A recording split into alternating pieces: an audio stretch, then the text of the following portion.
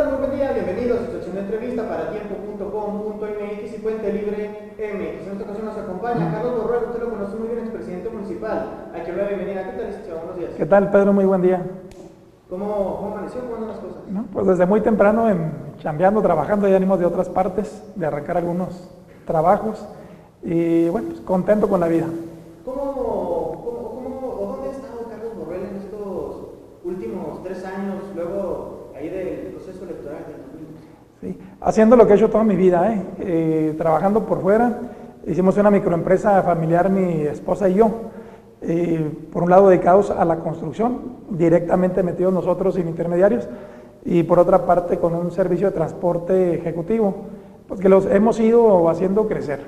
Lo mismo que aplicamos cuando presidente municipal, de cómo multiplicamos el recurso, de cómo de inversión, etcétera.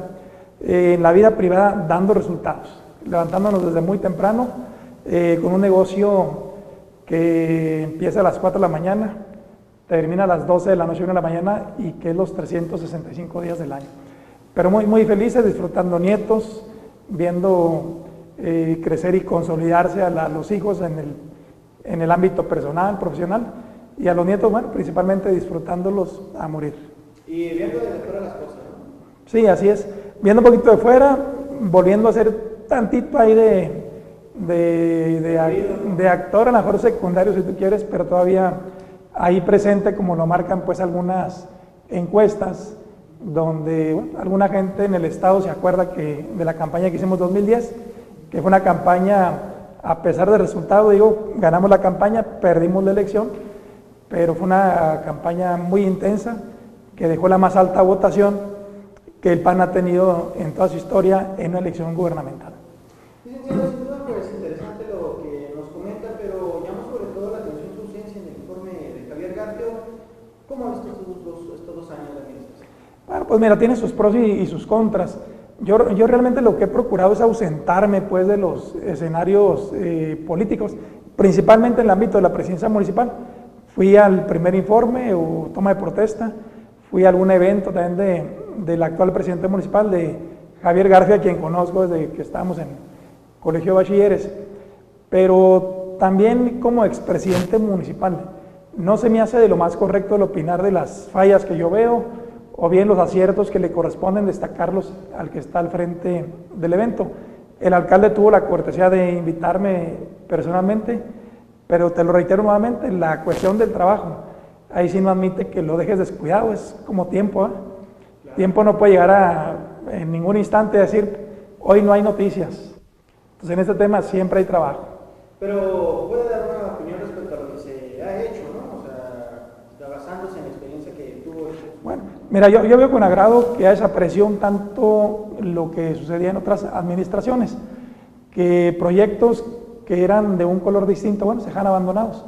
Nosotros dejamos el plan maestro de las 3 presas, el proyecto ejecutivo, arrancamos lo que fue la presa del Rejón, que hoy es uno de los principales pulmones de la ciudad. Yo vi con un seguimiento de la pasada administración, como el propio actual presidente municipal le está dando también seguimiento, porque era un proyecto cuando lo iniciamos con visión al año 2027, porque yo siempre hablé de que habría que hacer proyectos y dejar logros que trascendieran la administración municipal. Hoy veo con agrado lo de las 3 el principal pulmón, no de México, sino de América Latina. Veo también cómo se le dio continuidad a algo que se me criticaba, que era precisamente fortalecer un circuito interior dentro de la ciudad de Chihuahua, o sea, una vía libre, sin altos, que te permitiera rodear toda la ciudad. El circuito interior era todo el canal Chubíscar, le faltaba un puente nada más cuando salió mi administración. Luego Garfio le por el periférico de la Juventud hasta la salida a Cuauhtémoc, donde habíamos hecho el distribuidor vial Tricentenario, donde está la princesa de Basesiachi, y vemos algunos proyectos que estamos a punto de terminar. Esta administración le ha dado seguimiento, y creo que para bien de Chihuahua, que sigue siendo una ciudad limpia, una ciudad ordenada, una ciudad competitiva, atractiva, bueno para los chihuahuenses. Importante, licenciado. Oiga, usted interpuso un recurso ante la Corte sobre la regulación de las candidaturas independientes. Primero que nada, ¿en qué se basa Carlos Borrell para interponer un recurso ante estas regulaciones que favorece su estado? Firmado con la OEA, con la Comisión Interamericana de Derechos Humanos, con el Pacto San José, establecen como únicos requisitos los temas de referencia, del nombre, del domicilio, de mentalmente poder ejercer un cargo público. Del susto que a los partidos políticos en Nuevo León, el Bronco es el candidato independiente que cuando se lanza los partidos y la clase social política, perdón, hoy pues no, que es el gobernador de Nuevo León. Se desestima, se cree que no.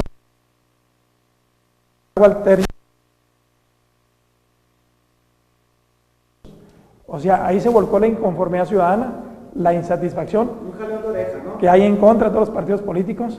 Entonces yo estoy abogando por dos cosas, por ese tema, y mi partido también. El hecho de que se permita a cualquier persona ser candidato bajo cualquier circunstancia, de acuerdo a los términos de ley, yo creo, desde mi punto de vista, que va a ayudar a revitalizar a los partidos políticos.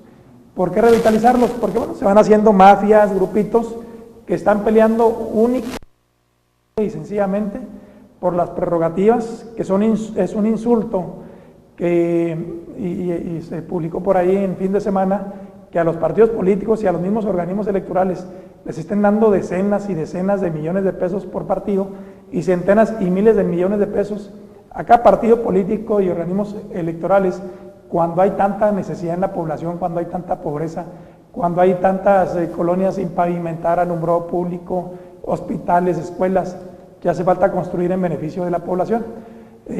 Decían allá por los 80 don Guillermo Prieto Luján que quien paga manda, y por eso él como persona nunca permitió que se le pagara un sueldo.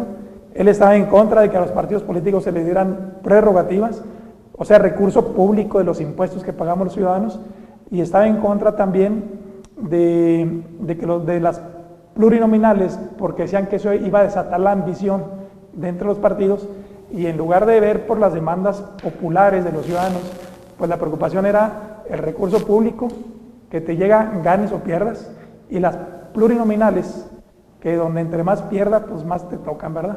Se cumplió lo que dijo, ¿no? Y se cumplió. Hay una descomposición de políticos, yo te incluyo el de nosotros, donde hay un ejercicio de reflexión ahorita de cómo sacar un candidato de unidad. ¿Y por qué ese ejercicio de reflexión? Porque vemos que el método interno democrático, que antes era uno de los garantes de las banderas que el PAN presumía hacia afuera, se fueron pervirtiendo, porque la elección interna se convirtió en un reto de a ver quién afilia más familiares, de a ver quién afilia más amigos, compadres, hasta el perrito de la casa si se podía, ¿no? Dejó de ser un ejercicio democrático y hoy son métodos rebasados. Por eso el PAN, y yo también lo he propuesto, está pensando en hacer un ejercicio que invoque a los aspirantes a cargos de elección popular, gobernador, alcaldes principalmente, hacer encuestas y sondeos para que el candidato que es el más competitivo, el honesto, el que tiene buena fama, el que tiene experiencia, el que es... Pero ya se convocó una primera reunión, aunque no de manera formal, pero no fue invitado, ¿no? Sí, así no fui requerido, no fui invitado. Como dicen ahí coloquialmente, tenía un bautizo, un compromiso por ahí, no fui. No, realmente no fui invitado. A mí se me había dicho que no aparecía en las encuestas y sin embargo sí aparezco. ¿Qué significa esto para Carlos? Bueno, significa que es un ejercicio que se debe reconsiderar, que tiene que ser un ejercicio amplio, donde se tome en cuenta a todos los que levanten la mano, donde se les pida su punto de vista, donde se acuerden junto con ellos, junto con el Comité Ejecutivo Nacional, junto con el directivo estatal, las reglas de cómo debe ser un proceso que permita al PAN llegar fortalecido a la próxima elección. Los procesos internos, te reitero, han sido la pauta para que internamente nos destruyamos, lleguemos a una elección.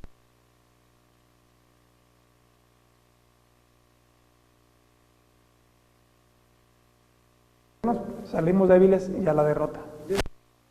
¿Cuál sería el mejor proceso? El mejor proceso considero que debe ser por encuestas, por sondeos, tomando en cuenta más que a la base panista, que somos realmente pocos en proporción a la población, deben ser tomar en cuenta el punto de vista de los de fuera, de la sociedad en su conjunto, más que el punto de vista que es fundamental, importante, lo que tú quieras, pero va implícito en una encuesta, que de la propia militancia interna.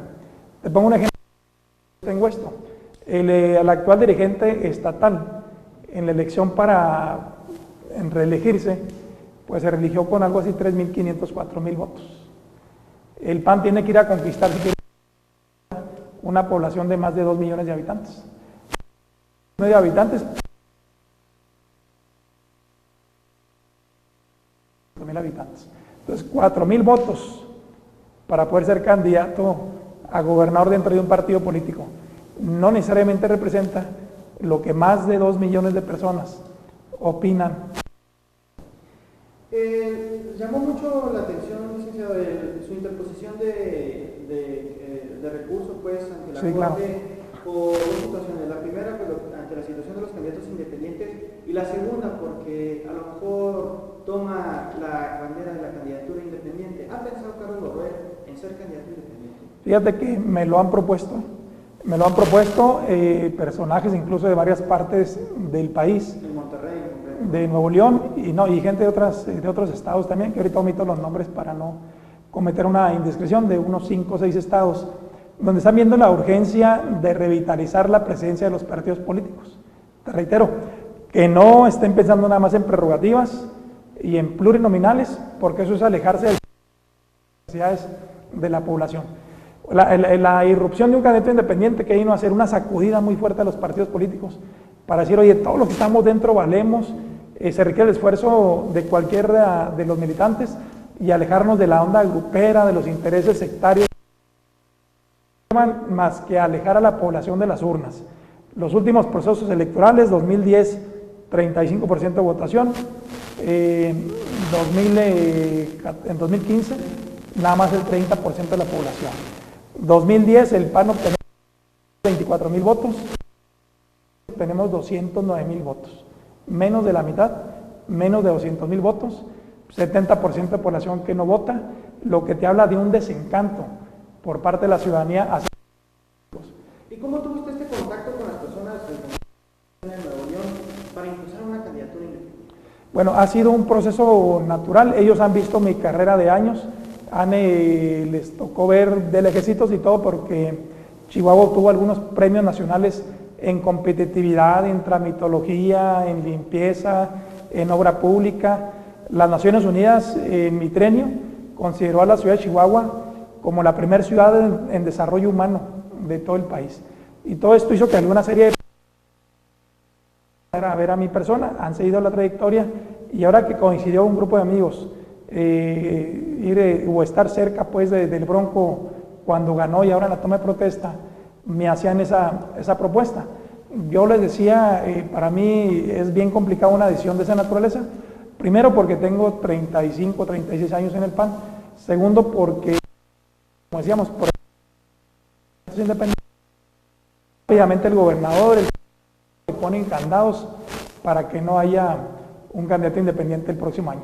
Por eso el amparo, por eso combatir la decisión, porque viola garantías individuales, viola derechos ciudadanos, y el PAN es una escuela de ciudadanía, y por encima de los intereses del partido, de lo que busca el PAN, están primero los intereses de los chihuahuenses, y por eso empujar, para el que sea, que verdaderamente se permita la participación de un candidato independiente, y que no sea el gobernador o que no sean una parte del Congreso de los 33 diputados los que decían si debe o no haber un candidato o un gobernador independiente. ¿Se ve como candidato? Que eso lo decida la población. No, porque la ley no lo permite. Si estuviera la ley en otros sentidos, entonces me tomaría el tiempo para entrar en un proceso de reflexión, como un instrumento, te digo, de revitalizar partidos, de tener una visión más amplia y de mucho compromiso con la comunidad. Entonces, ¿por qué interponer el amparo si no se ve como candidato? Porque por encima, te decía yo, de los derechos partidistas o intereses dentro de los partidos, está primero el derecho de los demás. ¿Qué sucede cuando de manera autoritaria se van limitando las garantías individuales? Pues que al rato a lo mejor un legislador o un gobernador que ve en riesgo que su partido repita en el ejercicio gubernamental, de repente detecta a un periodista que tiene mucha audiencia con la población. Entonces al rato van a modificar la Constitución y decir no podrán ser candidatos los que militen en un partido político que no hayan renunciado en los últimos 3 años, o a un comunicador mientras no esté separado de su cargo en el último año previo a la elección estatal. Y al rato se van a ir sobre algún líder de la sociedad civil y al rato te van a coartar otro tipo de libertades. Esto es más que nada un compromiso como ciudadano, no como panista, como chihuahuense, de no tenemos por qué permitir actos autoritarios avalados por un poder legislativo que no está representando los intereses de los chihuahuenses, y creo que en todo momento debemos de velar porque esas garantías individuales y derechos ciudadanos a los que tiene, vale la redundancia, el derecho del 100% de los chihuahuenses, el 100%, porque vamos a permitir que un gobernador o 24 diputados te vayan a coartar ese tipo de libertades. Esta no es una lucha personal, no es una lucha por ver qué beneficios sacamos, sino realmente para que se respeten esas garantías individuales. De haberse, o de que la Corte en su caso de hecho para atrás todas estas regulaciones, ¿habría muchos broncos en Chihuahua? No creo. No creo, porque un defecto que tenemos ahorita los chihuahuenses es que después de la revolución cívica de los 80s, como que muchas personas de la sociedad civil, la clase empresarial, dijeron misión cumplida, pensaron que ya el cometido de la democracia, incluso con el triunfo de Vicente Fox, habían cumplido ya con su labor, y la sociedad se empezó a retirar de las urnas, se empezó a retirar de la participación ciudadana, y junto con ello empezó una regresión democrática otra vez, donde los mismos vicios de antes, casos de corrupción, de autoritarismo, de matanzas, de violación a los derechos humanos, y eso pues me permite decir que no habría muchos broncos, porque yo veo todavía en este momento una sociedad dormida, apática, desinteresada, con argumentos para estarlo, pero también con pretextos para no participar. Con argumentos porque hablo de la decepción que los políticos y los partidos políticos han causado y hemos causado, pero también por otra parte con la apatía, porque yo digo, si no votas, no te quejes. Ahorita el 90% de la población se queja del gobierno del estado que tenemos, pero nada más va y vota el 30%. Entonces yo creo que por lo menos la población debe tener el ímpetu de ir a votar. Cuando el ciudadano vuelva a salir a votar nuevamente, yo te diría, van a salir muchos broncos en Chihuahua. Ahora, ¿qué requiere la ciudad? ¿Qué requiere el estado? Un bronco que despierte enojado, molesto, y tal vez esperando a alguien con una característica diferente que le pueda dar esa sacudida a los políticos, a los partidos y a los gobernantes. Se habla también de que otro posible grupo podría ser Marco Adán Quesada. ¿Buscaría una alianza? No, para nada. Yo creo... Y entonces dice que nomás se admitiría un bronco en Chihuahua, ¿no? Se necesita uno, no pensé más, ¿no? Sí. Bueno, yo veo un Marco Adán, habría que preguntarle a él para saber bien su respuesta, dentro de toda la problemática y conflicto personal que hay con el gobernador Duarte, yo lo veo muy disciplinado al PRI. Entonces, por eso no veo yo a un Marco como un candidato independiente. Yo creo que él seguiría militando en el PRI. Las reglas y la forma de pensar del PAN y el PRI son muy distintas. En el PAN somos un tanto más independientes, más rebeldes, y por eso de repente la democracia se nos convierte en anarquía. Y en el PRI no, están siempre esperando las señales de ver qué dicen de México, qué dicen las dirigencias estatales, etcétera, nacionales. Porque sí veo mucho encono para no dejarlo participar, lo veo. Comentarte que el viernes pasado de los derechos humanos, Eduardo Ferrer, y ahí a través del licenciado Guillermo Villalobos, que es uno de los que interpuso el amparo contra la ley antibronco, que es de los abogados que llevan el tema, le entregó una carta al licenciado Ferrer, donde denunciamos precisamente la violación de los derechos humanos, de las garantías ciudadanas aquí en Chihuahua, para que vaya conociendo del caso, para si llegado el momento de que aquí las autoridades locales, federales, fallen en contra del amparo, poder acudir ante la OEA, ante el Pacto de San José y ante la Comisión Interamericana de Derechos Humanos, que ya... Muchísimas gracias. Al contrario, Fierro, muy buen día a todos. Agradezco nada.